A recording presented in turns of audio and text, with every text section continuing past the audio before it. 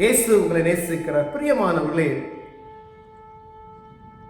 இந்த நாளில் ஆண்டவர் நம்மளோடு பேசும்படிய வேதத்திலிருந்து ஒரு வசனத்தை கூட வாசித்து ஆண்டவர் நமக்கு கற்றுக் கொடுக்கக்கூடிய காரியத்தை பார்ப்போம். நம்மளோடு பேசுகிற காரியத்தை பார்ப்போம்.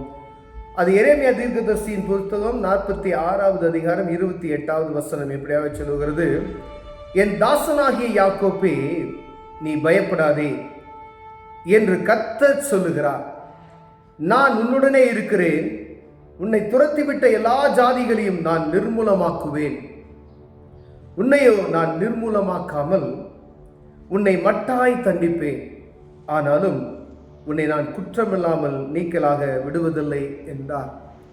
பிரியமானவர்களே, ஆண்டவருடைய சத்தத்துக்கு செவி கொடுக்காதபடிக்கு இஸ்ரவேல் ஜனங்கள் தங்கள் இருதயங்களை கடினப்படுத்தி, அந்த ராஜாக்கள் தங்கள் இருதயங்களை கடினப்படுத்தி தீர்க்கதரிசியின் வார்த்தைகளுக்கு செவி கொடுக்காதபடியினாலே அவர் சிறையிருப்புக்கு அனுப்புகிறதை நாம் பார்க்கிற பிரியமான. ஆனாலும் ஆண்டவர் வாக்கு கொடுத்ததின்படியே பாருங்க, ஆண்டவர் சொல்லுகிறார், தாசனாகிய யாக்கோப்பே, நீ பயப்படாதே என்று கர்த்தர் சொல்லுகிறார்.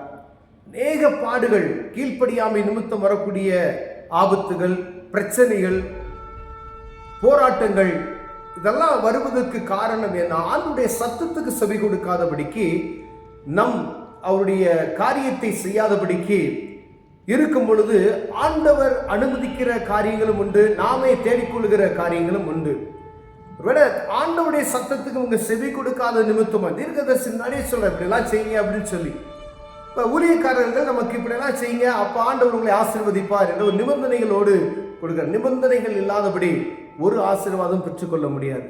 இப்போ நிபந்தனையற்ற ஆசீர்வாதம் அது ஆண்டவர் கொடுக்க மாட்டார். நிபந்தனைகள் இல்லாதது, நீ இப்படி வாழணும், இப்படிதான் இருக்கணும், உன் இஷ்டம் போல நீ இப்படி வேணாலும் இருக்கணும்னா அது ஆண்டவர் கொடுக்கிற நிபந்தனை கிடையாது. அது யாரு? உலகத்தில் இருக்கக்கூடிய உலகத்தின் அதிபதியாகிய பிசாசானவன் கொடுக்கிற ஆசீர்வாதம். எப்படி நான் எப்படி வேணாலும் வாழ்ந்துக்க அப்படின்னு சொல்லுகிறது. ஆனா அது ஆபத்தில் போய் முடிந்துவிடும். பிரியமானவர்களே, இங்கு ஆண்டவர் சொல்லுகிறார், பயப்படாதே, கர்த்தர் சொல்லுகிறார் என்றார். என் தாசனாகி யாக்கோப்பே, நீ பயப்படாதே என்று கர்த்தர் சொல்லுகிறார். பாருங்க, உன்னை துரத்திவிட்ட எல்லா ஜாதிகளிடத்திலும் எல்லா ஜாதிகளையும் நான் நிர்மூலமாக்குவேன். உன்னை யாரெல்லாம் துரத்தினார்களோ, உன்னை விரட்ட உன்னை விடாதபடி துரத்தின எல்லா ஜாதிகளையும் நான் நிர்மூலமாக்குவேன். ஆனால் உன்னை நான் என்ன செய்ய மாட்டேன்? நிர்மூலமாக்க மாட்டேன். ஆனா மட்டாய் தண்டித்து, அவர் இரக்கமும் காருண்யம் இருக்கிறது நிமித்தமாய் வாக்கு தத்துவத்தின் பிள்ளைகள் என்று அழைக்கப்பட்ட அவர் கொடுத்த வாக்கு தத்துவத்தின் பிரகாரம் அவர் கொடுத்த அந்த வாக்கு தத்துவத்தை நிறைவேறும்படியாய் மட்டாய் தண்டித்து உன்னை நான் குற்றமில்லாமல் நீக்கலாக, உன்னை நான் மன்னிக்கிறேன், குற்றமில்லாமல் நீக்கலாக்கி விடுகிறேன். ஆனா நீ என் சத்தத்துக்கு செவி கொடுத்து நீ நடக்கும் பொழுது இவைகளை நான் செய்வேன் அப்படின்னு சொல்லி ஆண்டவர் வாக்கு தத்துவத்தை கொடுத்து விட்டார். பயப்படாதே என்று சொல்லிவிட்டார். அப்போ ஆண்டவர் வாக்கு தத்துவத்தை பெற்றுக்கொண்டு நாம் எப்படி வேணாலும் வாழலாம் என்கிற அர்த்தத்தில் அல்ல. ஏற்கனவே நிபந்தனைகள் இருக்கிறது. பழைய ஏற்பாட்டின் காலத்துல ஆண்டவர் நமக்கு கொடுத்தார், கற்பனைகளை கடைபிடிங்க, நியாயப்பிரமாண புஸ்தகங்களை கடைபிடிங்க அப்படின்னு சொல்லி. புதிய ஏற்பாட்டின் காலத்துல ஆண்டவர் எல்லாத்தையும் முறித்து இப்படிதான் இருக்கணும் அப்படின்னு சொல்லி அநேக காரியங்களை நமக்கு என்ன எளிமையாக்கி வைத்திருக்கிறார். அதுல கடுமையாகவும் இருக்கிறது. பிரியமானவர்களே, இப்ப கர்த்தருடைய சத்தம் இப்படிதான் நடக்கணும். பழைய ஏற்பாட்டின் காட்டில் முரட்டாட்டமான ஜனங்கள். புதிய ஏற்பாடுகளில் கிறிஸ்து நமக்குள்ள இருந்து வெளிப்படும்படியாய் ஆண்டவர் அழைக்கிறார். பிரியமானவர்களே, உங்களை பார்த்தா உங்களுக்குள்ள இருக்கிற அன்பு, அநேக நாள் மன்னிக்க முடியாத பாவங்கள் நமக்குள்ள இருக்கிறது. யாராவது ஒரு வார்த்தை சொல்லிட்டாங்கன்னா பல வருடங்களாக இருதயத்தில் புதைத்து வைத்து அதை நினைத்து கொண்டு இருக்கிற காரியங்கள், என் இருதயத்தை புண்படுத்தி விட்டார்களே என்ற காரியங்கள். ஆண்டவர் உங்களுடைய பாவத்தை, என்னுடைய பாவத்தை நினைத்து பார்த்தா நாம் இன்று வரைக்கும் நிலைநிற்க முடியாது. பிரியமானவர்களே, அவ்வளவு அக்கிரமங்களை நாம் பண்ணியிருக்கிறோம், அவ்வளவு மீறுதல்களை. ஒவ்வொரு நாளும் நாம் செய்கிற காரியங்களை நீங்கள் லிஸ்ட் போட்டு பார்த்தோம் அப்படின்னு சொன்னா ஆண்டவர் நம்மளுக்கு மன்னித்து இந்நாள் வரைக்கும் நிற்பதும் நிர்மூலமாகாமல் வைத்திருப்பது அவருடைய கிருபை மாத்திரமே.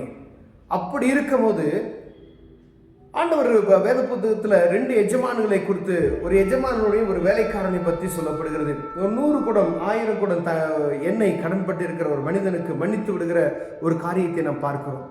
அதே போல அந்த மன்னிக்கப்பட்ட மனிதன் வழியிலே கடந்து செல்லும் பொழுது ஒரு 100 குடம் எண்ணெய் கடன்பட்ட ஒரு மனிதனை பார்க்கிறான். அவனை கழுத்தை நிறுத்தி எனக்கு கொடுக்க வேண்டிய பணத்தை கொடுன்னு சொல்லி கேட்கும் பொழுது எனக்கு நிர்வாகம் இல்லை அப்படின்னு சொல்லி அவன் என்ன கொண்டு போய் இருளான அறையில் அடைத்து போய்விட்டு அவனை முரட்டாட்டமாய் நடத்துகிறதை நாம் பார்க்க முடிகிறது பிரியமில்லை. உடனே அங்கு பார்க்கிற எல்லா செய்திகளும் ஆண்டவன் அந்த எஜமானன் இடத்துல போய் சொல்லப்படுகிறது. அப்ப அந்த எஜமானன், நான் உனக்கு மன்னிச்சது போல நீ எனக்கு அவனுக்கு மன்னிக்காம இருக்கிறது என்ன?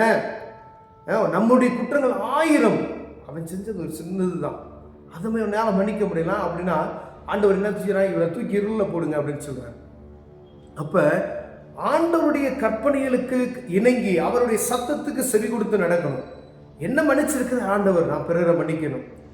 உங்களை மேன்மைப்படுத்தி இருக்கிறாரு. இப்ப நான் பாவி என்று எனக்கு தெரியும். என் பாவத்தை போக்கி அவர் இரத்தத்தினால என்னை கிளைக்கரையும் கொடுத்து மீட்டு இருக்கிறார். இப்ப நீங்க என்ன செய்யணும்? மற்றவங்களுடைய மேல அன்பு செலுத்தணும். மற்றவங்களுடைய குற்றங்களை மன்னிக்கணும். உங்களை சின்ன ஒரு தப்பு செஞ்சு அதை மன்னிக்கவே முடியாது அப்படின்னு நம்ம நினைப்போம். கண்டிப்பாக ஆண்டவர் சொல்கிறார், உன்னில் அன்பு கூறுகிறது போல பிறனிடத்திலும் அன்பு கூறுவாயாக என்று சொல்லி. அப்ப இங்க யாக்கோபுக்கு கொடுத்த வாக்கு தத்தத்தை ஆண்டவர் நினைவு கூறுகிறார். பயப்படாதே என்று சொல்லுகிறார். நான் உன்னை நிர்மூலமாக்க மாட்டேன், உன்னை மன்னித்தாய் தண்டிப்பேன், நீ குற்றமில்லாதபடி உன்னை நான் மாற்றி போட்டுருவேன் அப்படின்லாம் சொல்றாரு. ஆனா அவருடைய சத்தத்துக்கு நம்ம செவி கொடுத்து நடக்கணும். அவர் விரும்புகிறது இயேசு கிறிஸ்து வெளிப்படணும் என்று சொல்லி பிரியமானவர்களே. அப்ப வாக்கு தத்தத்தை சுதந்திரித்துக் கொள்ளணும் அப்படின்னு சொன்னா, ஆண்டவர் வாக்கு தத்தத்தை நமக்கு பெற்றுக்கொள்ளணும் அப்படின்னு சொன்னா, அவருடைய சத்தத்துக்கு செவி கொடுத்து நடக்கும் பொழுது மாத்திரமே இந்த வாக்கு தத்தத்தை நாம் சுதந்திரித்துக் கொள்ள முடியும். உன்னை நிர்மூலமாக்குவதில்லை, உன்னை மட்டாய் தண்டிப்பே அப்படின்னு சொல்றாரு. அப்ப நம்ம மற்றவங்களுக்கு மன்னிக்கணும். கண்டிப்பா ஒருவேளை இருதயத்தில் அநேக நாள் நம்ம மற்றவங்க மேல வைத்திருக்கிற கசப்பான காரியங்களை எல்லாம் மன்னித்து அவங்களை என்ன செய்யணும்? போய் நீங்க அவங்க கூட கை கொடுத்து நீங்க உங்களை எதிர்க்க வேண்டிய. ஆனா பாவத்தை மன்னித்த நம்ம இயேசு கிறிஸ்து அவர்கள் செய்த குற்றத்தை நம்ம மேல குற்றமே இருக்காது. அவங்க நம்மளை குற்றப்படுத்தி ஏதாவது காரியம் செஞ்சாலும் சாரி கேட்டு ஹாய்ன்னு சொல்லிட்டு போயிருங்க. அது கிறிஸ்துவின் அன்பை வெளிப்படுத்துகிறது பிரியமானவர்களே. சின்ன காரியம் ஒரு பெரிய ஆசீர்வாதத்தை தடை பண்ணி போட்டுவிடும். அதனால மன்னிக்கிறது, ஆண்டவருக்கு ஏற்ற காரியங்களை நடக்கிறது, அவருடைய சத்தத்துக்கு செவி கொடுத்து நடப்போமேனால் வாக்கு தத்தத்தை நாம் சுதந்திரித்துக் கொள்ளலாம். கண்களை மூடுவோம், ஜெபம் செய்வோம். அன்பின் தகப்பனே, வாக்கு தத்தத்தை சுதந்திரித்துக் கொள்வதற்கு கர்த்தருடைய சத்தத்துக்கு செவி கொடுக்கிற இருதயத்தை எனக்கு எங்களுக்கு தாங்க. இயேசுவின் நாமத்தில் பிதாவே, ஆமென், ஆமென்.